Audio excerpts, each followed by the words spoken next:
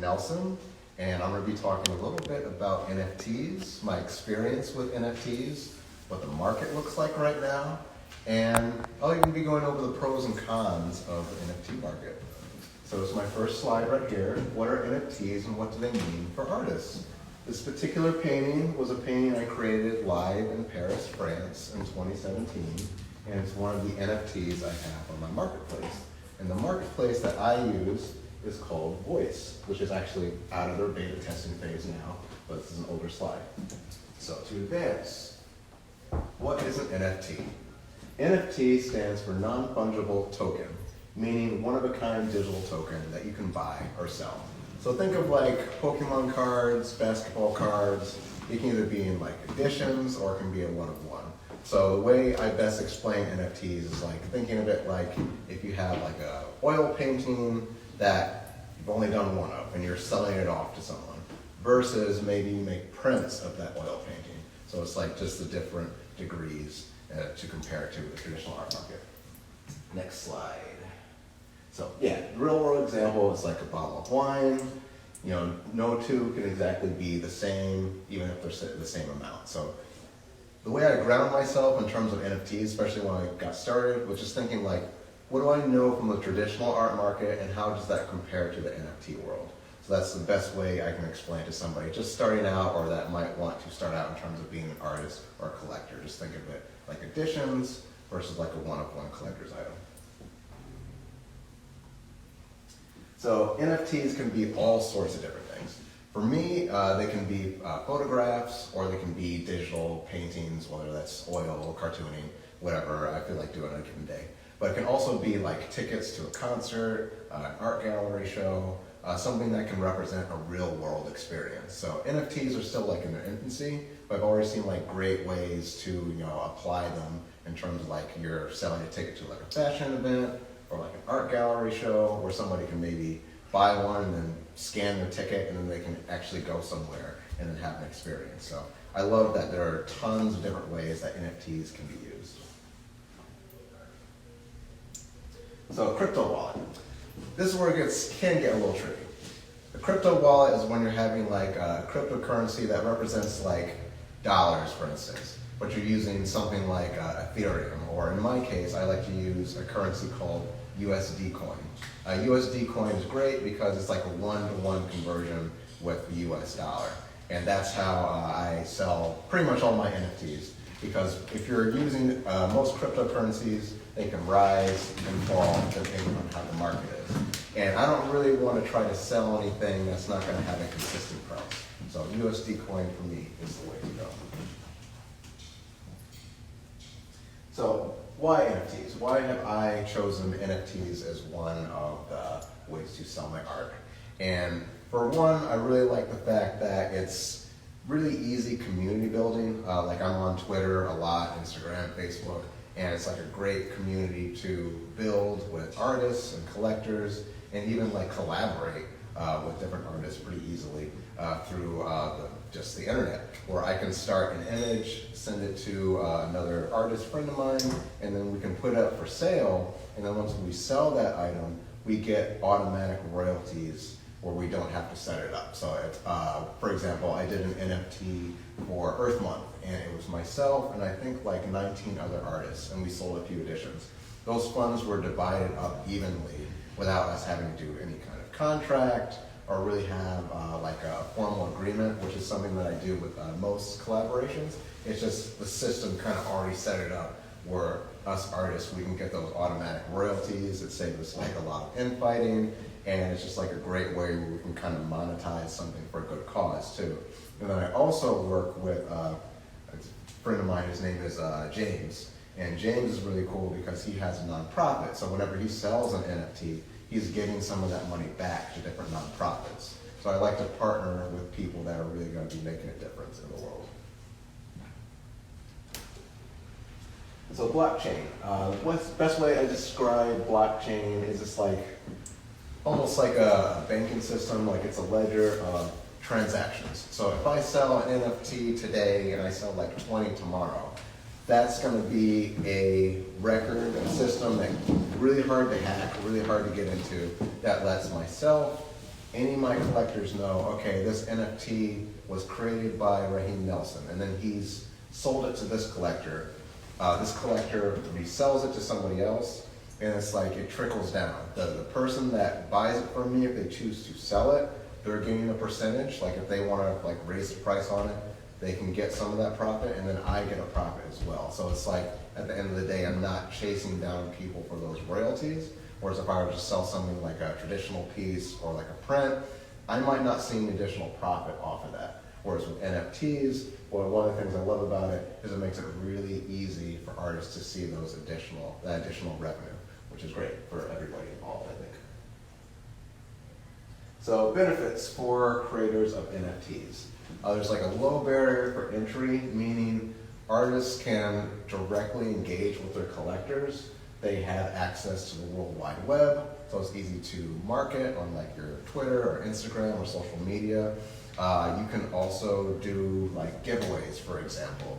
Like I can create an NFT, gift it to somebody for free, and then they become a follower instantly on my NFT platform. So I think every 100 followers on Twitter, I like to do giveaways, just to kind of thank my audience and attract new people to come in and check out what I'm doing, where they'll get something free, they can sell it if they want, I'll get a royalty, because it's part of that system, and people feel like they're getting something for value, but they don't necessarily always have to feel like they're buying one of my NFTs. It's like, what I do for Twitter is like, help me get to 14 or 1,500 followers, for example. And then I'm releasing 150 NFTs for people to just collect and make part of their catalog. And then once that set is gone, it's discontinued.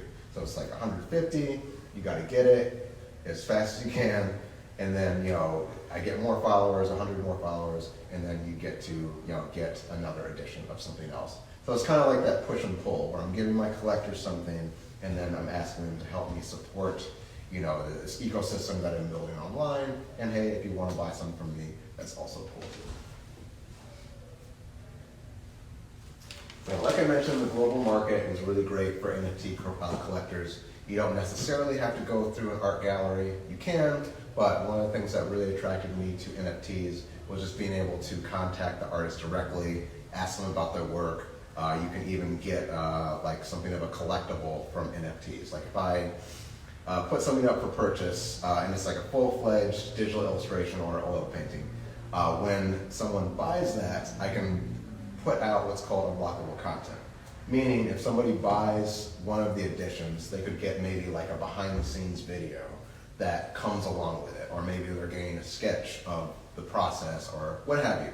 But what I'm saying is, it's great for artists because you can package that with either like a real-world experience or like a print, and you can just kind of encourage people to want to buy into the brand that you're building by giving something else of value, just by that one purchase.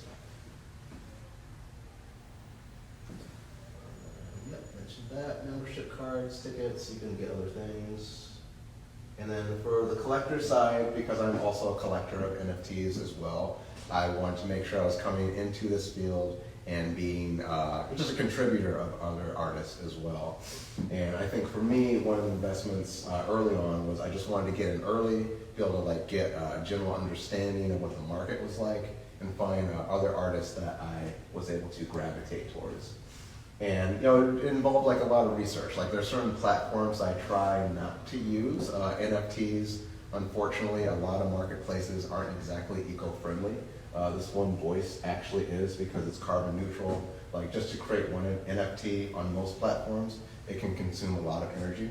So I knew if I was going to get involved into NFTs, I'm also involved in with different climate change nonprofits, I would have to do it in a way that was eco-friendly, or else it just wouldn't make sense and it wouldn't have integrity for me as an individual.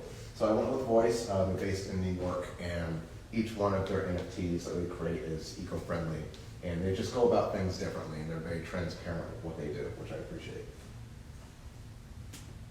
So here's some of the biggest NFT sales to date. I got into NFTs after this sale right here from People. This was an NFT that was sold, I think, through Christie's auction house. And the market fluctuates from time to time, but these are like record profits for digital art. So it's pretty interesting how the market works. So crypto, I went over this a bit. I use USD coin, but there are other cryptocurrency like Bitcoin, which can be used to buy NFTs, and also Ethereum. Different ones, different cryptocurrencies that kind of rise and fall depending on what the markets are like. So I tend to think of cryptocurrency like the stock market, like it could be up or it could be down. And I usually get more information on what the market looks like by visiting Twitter often.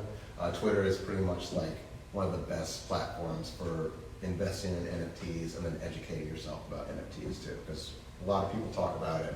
You can go to different chat groups and different communities and just discover more information.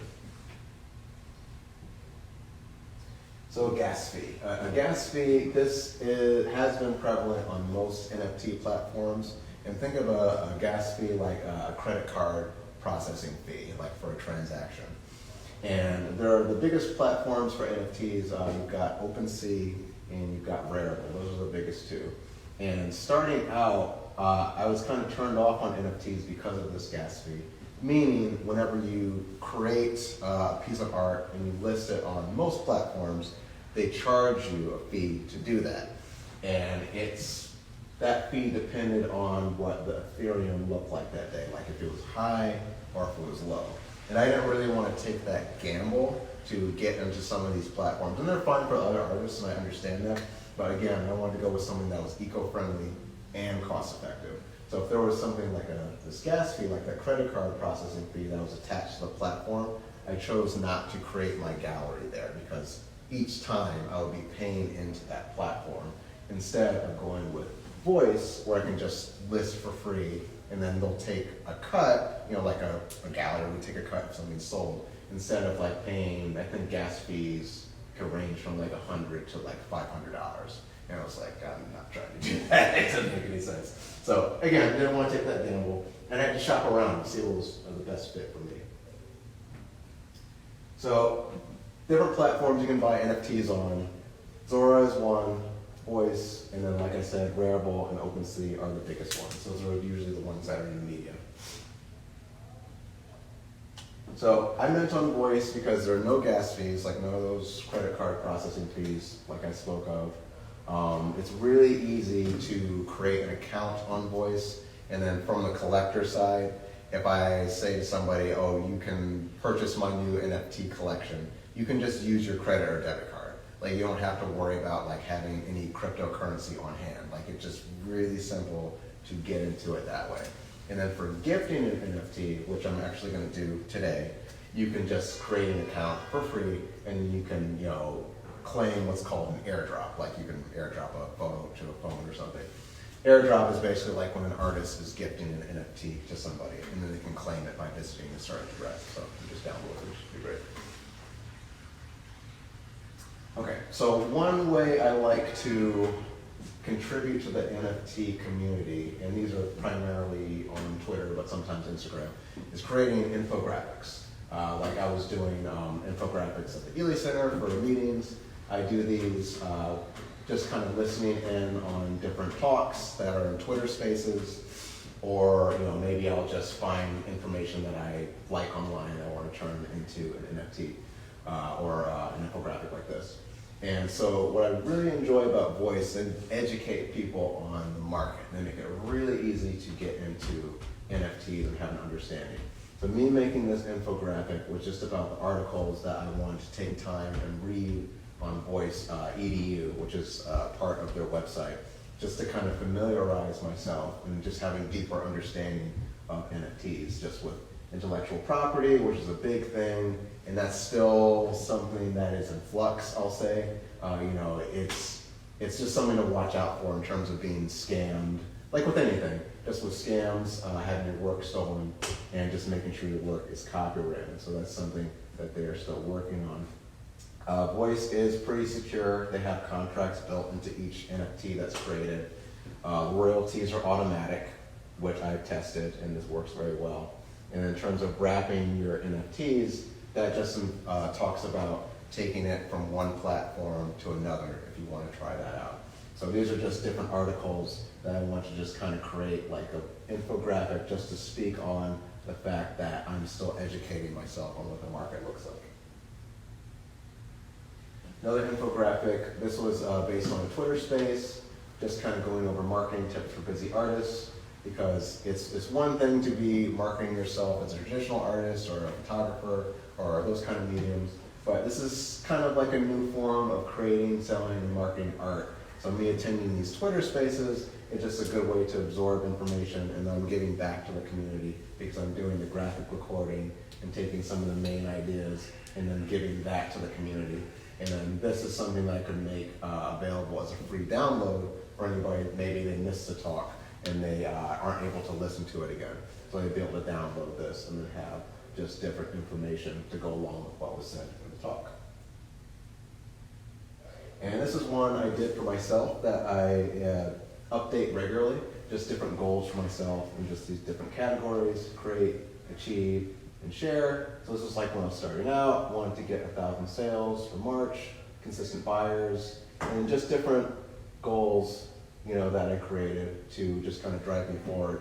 And the beautiful thing about this is I did one for myself, but then I did a blank one for my fellow NFT artists where they could go in and then fill this in. And then I would get like just this outpour of thank yous and thanks for helping me understand the market. And it's one thing to just be creating and selling art, but I really wanted to just do something that was going to empower the community. And that's one thing I really found a way to do easily with the NFT community. It's just like reaching a lot of artists, inspiring artists, just like how they inspire me too. So this is like my way of giving back to that. And then here are some of the challenges that I've encountered with the NFT market. Standing out is one. That's something that I'm still working on and still getting traction. Even like posting on Twitter a certain way to get recognition for NFTs. I started, they call it NFT shilling.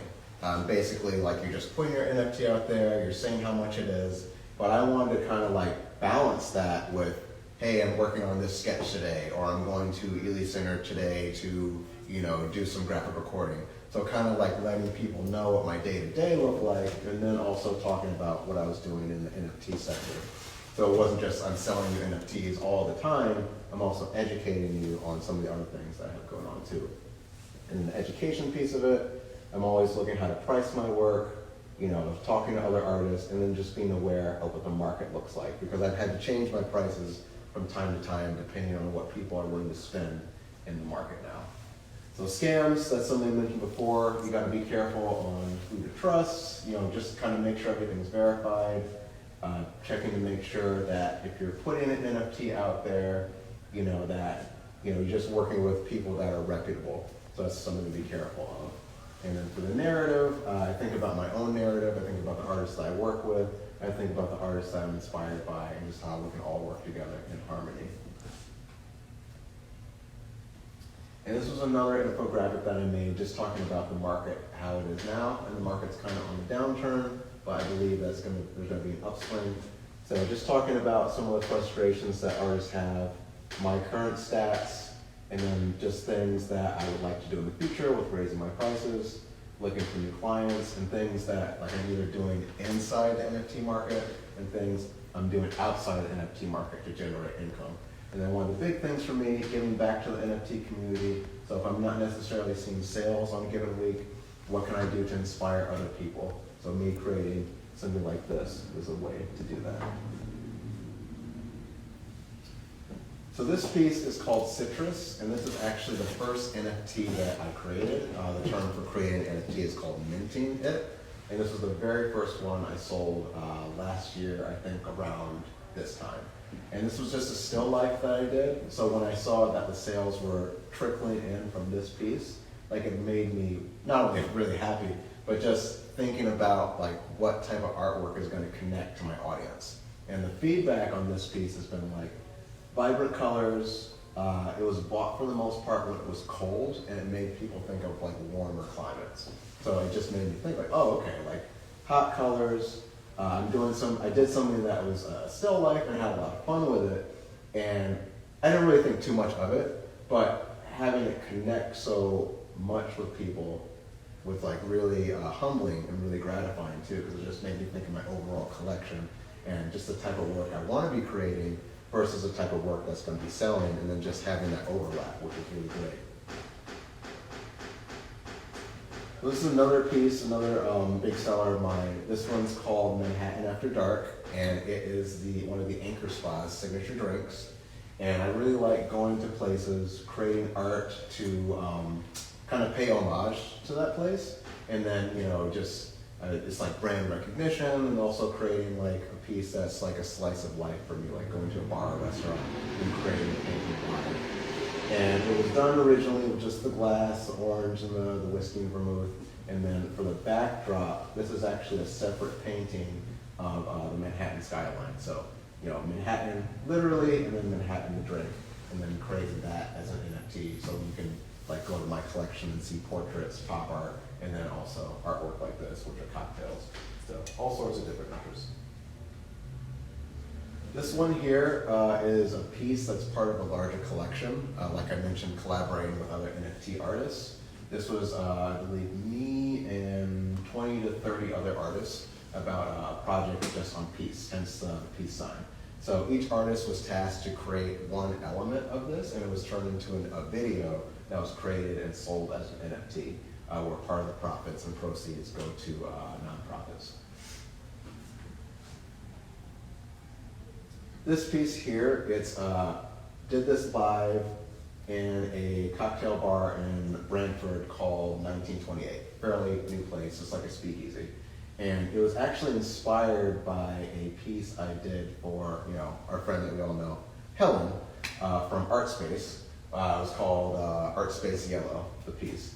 And it was inspired by the piece I gifted to her because it was yellow backdrop, paintings on the wall, and then silhouettes. So when Helen brought it up to me that she really enjoyed that piece, that kind of inspired me while I was out to kind of do like another rendition on that style, which is like a style I haven't really used in probably like 5 or so years. So it was nice to like revisit different styles and then turn that into an NFT. And this one is actually a video on the whole process too. So I try to not only create digital paintings as NFTs, but also animation, so you can really see how things come together from like the neon lights to the silhouettes that are there too. So this piece is something that I did for the Arts Council. I did it live during one of their events, and this was actually, I can say that Arts Council, I believe this is the first NFT that they bought, period. And it's their logo, and make it bright and poppy, and it's just like another way of connecting with businesses, like creating like artwork, brand specific for them, and then just emailing Winter saying like, hey, I created this illustration, would you like to have this as a part of your collection? So just educated her and the Arts Council staff on what that process would be like, and then they bought it from the auction that I was running on the website, and it's part of their collection now. So I really like creating branding artwork anyway, and just kind of putting my spin on it, and I've done a lot of work with the Arts Council in general. This is another piece I turned into an NFT. I did it for Arts and Ideas. It was a beer can design, their collaboration with Black Hog Brewery. They sent me the label, and then I did the illustration on it. And this represents my upbringing as a New Haven-based artist. So the Palladium building, where known co-working is, got ACES ECA, which I went to, 195 Church Street, where Arts and Ideas is. This represents downtown New Haven Green, and then East Rock, West Rock in the background. So I did this for them, submitted it, and then I also did it as an NFT. This is a painting, another NFT. I did this of my wife. This piece is probably 2 to 3 years old. One of the ways I really like to create portraits is like making it stylized, but also realistic. Just being able to just kind of showcase a different skill set. And this is an NFT that I listed as a 1 of 1, so it's like a collector's item. So whoever has this would just have the one specific one, and it would be discontinued after that. This is an NFT I sold, I think 4 to 5 months ago to my friend Sammy. It was a 1 of 1 NFT, just called Bite, a lady biting into an apple. And I showcased this at the end of an NFT talk that I did privately with her and a coworker. So it was great because I was able to educate them on the market, what NFTs were like, and at the end I offered them a chance to buy an NFT if they chose to. And Sammy, my friend, chose to purchase this one-of-one NFT, which was really great, just one-of-one in my collection. So she'll be able to have those bragging rights, like I have the one-of-one NFT that we created, this design and everything. So I really liked the chance to pick and choose what's in my gallery and say okay, this is gonna be a one-of-one edition, and this is gonna be 20 or 30 editions.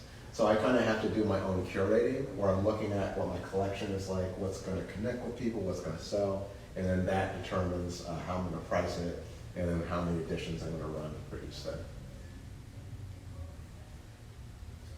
This is one of my favorite pieces. Haven't sold this one yet, but I'm definitely... This one's called Havana Buick, and it's from an experience I had in Havana, Cuba in 2018, I believe. And one of the reasons I really wanted to go to Cuba and just absorb all the beautiful culture is because of these amazing cars. And I had no idea that they are primarily used as taxi cabs. So there's upkeep for them, we have to buy parts, and it's difficult because of various embargoes. So it was just amazing to go to Cuba and just see them held up in pristine condition. And this wasn't actually painted live in Cuba because, going to a communist country, I just kind of had this concern, if I'm just on a corner sketching on my iPad, that, the government might have some issues with that. So I didn't really want to take that chance. Instead, I brought my iPhone, I took a picture of this, and then later, using the reference photo, I made the painting. And I painted it in a way where I wanted to bring the same vibrancy and energy like if I was still in Cuba. So when I was painting it, I just kind of pictured where I was at in my Airbnb, going to the water to relax, and then seeing this beautiful car. So just kind of keeping in mind that I didn't bring my iPad for safety reasons, and just putting myself back in the frame of mind where I could paint something like this.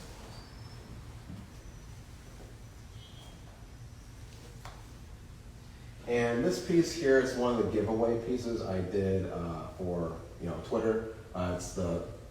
It's based on an Instagram influencer. The guy's name is the Suited Racer, and he always wears his helmet. He never takes it off or anything. And I just thought it'd be pretty cool to turn this into a painting and then do it as a giveaway. I try not to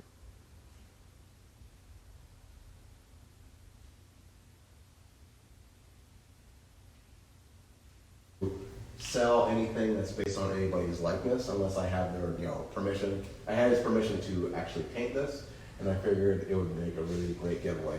And I think I did about 75 to 100 editions, put it out for free. I think they were probably gone within the hour. So I was pretty happy about that just kind of disappeared. And it's just a great way to engage my audience. As another giveaway, I think I did 150 editions of this. I think this one took about 4 to 5 hours for it all collected. And it's a piece of fan art based on a video game, Street Fighter. I try not to sell fan art of any kind. It's something that I stopped doing a while ago, just because of intellectual property. So what I like to do, if I'm going to create a piece of fan art, I'm going to gift it to my audience. It saves me legal trouble, and I'm really not trying to step on any toes. And again, this was something that disappeared pretty quickly, which is cool.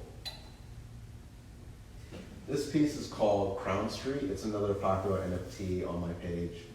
This is part of a larger collection of New York paintings and New Haven paintings because I used to commute back and forth to go to the School of Visual Arts, which is in Manhattan.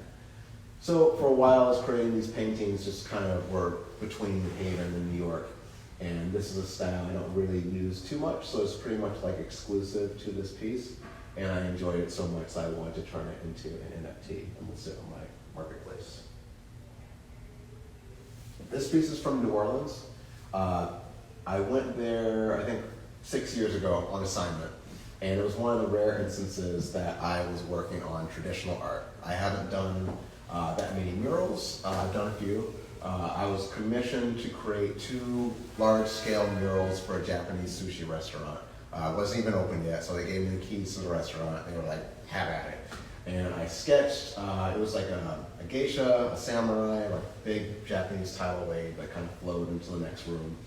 And it was great because he gave me the keys to the restaurant. I could make my own hours, so I would go paint for like 8 hours, 10 hours, and then go out on the town and just have a good time and go back and go all over again.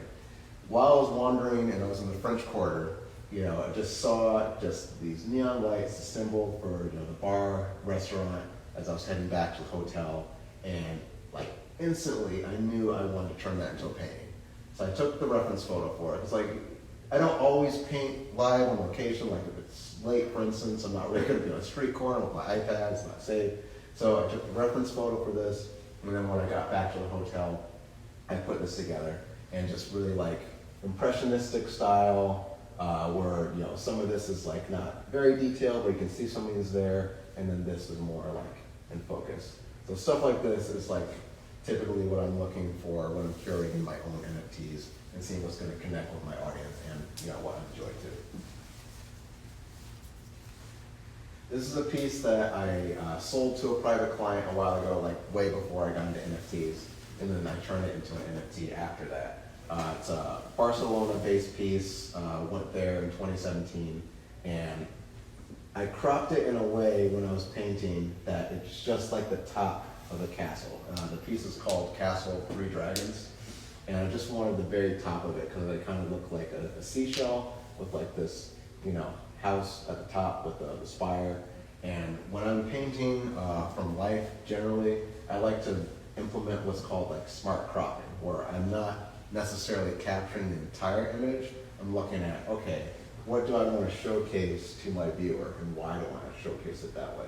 So for some reason, it just kind of stood out, and I just did the very top of it, and I think this has been a popular piece too. This piece I was actually just talking about on my Twitter feed today, one of my most popular NFTs. It's simply just called Saxophone, and it's based on a saxophone player that I experienced his music in Alphabet City, I think about 8 years ago. It was at the tail end of an art show, and for his set, he had all the lights in the room lit red, and he had a microphone attached to his saxophone, so everything was like very amplified, like I remember it vividly. And this was another one that I didn't paint live, but I took video and I took a photo of him. Because I think I was just so enthralled and in the moment of his music that I didn't really want to take myself away from that. But I was so inspired the next day, I ended up painting this and putting it together with that, that same energy as actually being in that moment. So I absolutely love this piece, even though it's a few years old. I think it still holds up with the rest of my stuff. So now it's time for the demo section, where I'm going to actually create an NFT that everybody will be able to claim. I love this part of the demo. I'm just going to scroll over. This is my NFT page on Voice. That's my bio, that's my follower count, my sales, all that stuff. And if you scroll down, you can just see more information on how much everything goes for, and just the collection in general. So to create an NFT, they make it very simple. I'm just going to go up to the right and hit create. So I can do a JPEG, PNG, MP3, all these different sizes.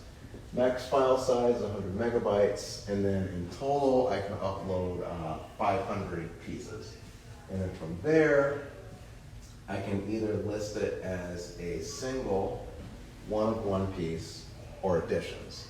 And since I'm doing this as a demo piece that everybody can claim, I'm going to do it as editions because we want to have more than one. And then I'll do 10 just to be on the safe side. 10 editions. And then I have to say that I own the rights to this, which I do. And then I'm going to upload it. Let's see, so I'm going to upload this one here.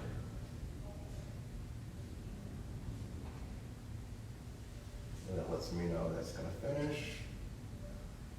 There's the image, and then I can go to the next screen. And I'm going to call this piece Pancakes and Carrots. And tangent. For this piece, it's based on a restaurant in Paris, France called Breakfast in America. When I was in Paris, I think I was away for about a month on like this big Europe artist trip. And I was staying in this neighborhood called the Latin Quarter. I was like, oh, okay, I'm having a great time and everything. And I'm just like walking around and I see like this American style diner in Paris. I'm like, where am I right now? So I had to go in, I had to talk to people. And it was nice because I could drop the little French that I did know and just speak English. And then I took this picture of just the euros that I had at the time and then this little card that they gave me. And I didn't realize that Pancakes in Paris was a book that the owner wrote on the process of him making these American style diners in Paris. So I painted this, put it up there, and I tagged the book. And then the owner reached out saying like he loved the piece and that he was glad that I visited the restaurant. And it was just a really nice experience because I think I was away for so long I started to feel a little homesick. And then like going to this American style diner in Paris kind of like was a reset button. And I was like, oh, I'm good now, I'm kind of great. So it's just funny how things work. So I'm gonna give it a little description. I'll say Pancakes in Paris for Ely Center.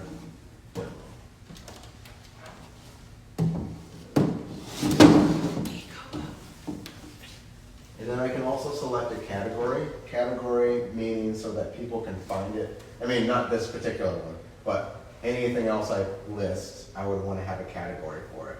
And usually I go with digital illustration or digital painting, but you could go with sculpture, you could go with photography, mixed media, other graphic design, animation. So this just makes it really easy to get discovered by having a category for it, and it keeps things nice and organized. So for this one, I'm going to do digital painting. I'm not going to do unlockable content for this one, but I could if I wanted, and that basically means like if somebody were to, they have to buy it to see what it is, but it could be like behind the scenes, sketch, a video that I could send to whoever buys it. So you wouldn't be able to see that unless you're buying it, but you would know that there's unlockable content available. So I'm going to leave that alone. I'm going to hit continue. And then this is great too because I could add a co-creator, which I've done before, collaborated with different artists. And then this creative contribution was split to 50-50. And then the royalties would be 10% if somebody decides to resell it. I hit continue. And then at this point, I just want to check everything to make sure that's grammatically correct and that I upload everything correctly. Because once it's on the blockchain, you can't edit anything unless you want to delete it. Because they make the blockchain so that it can't be edited and it can't be forged or anything. So that means like, as an artist, if I'm putting it out there, I'm committing to it and everything has to be accurate. So I'm just going to double check.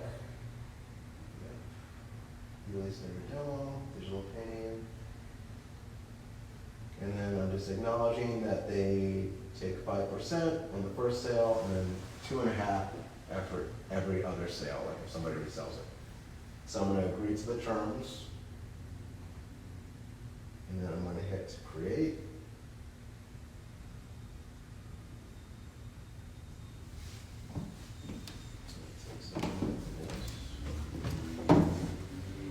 Okay, so now it's listed.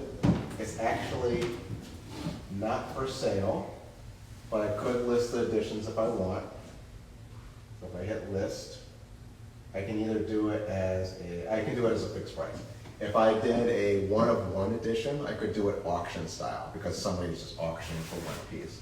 But since I did editions, it would only be fixed price. And it's in USD, so I could price it. If I wanted to do like $50 per edition, I would be able to do that. I hit continue and it's listed. And if I want to schedule it to come out at a certain time, which I'd be able to like promote on social media, I could also do that. But since this is a giveaway, I'm not going to list it for sale because then you won't be able to claim it. So I'm going to close that out. And then to claim it, to send it so people can claim it, I'm hitting this mail icon. So if I hit that, I can either send it to somebody specifically if they are on voice, or I can hit generate claim link, which would be here, and I hit submit.